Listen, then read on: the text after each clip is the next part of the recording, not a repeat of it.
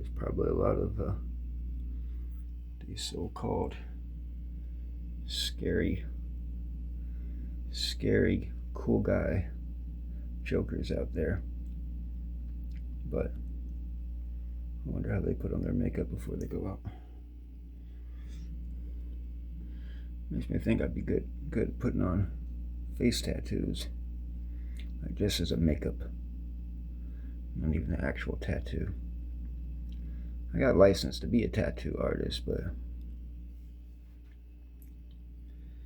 I don't know, I never really liked the tattoo world. A whole lot of weird ego involved in it that I don't have to have when I'm painting.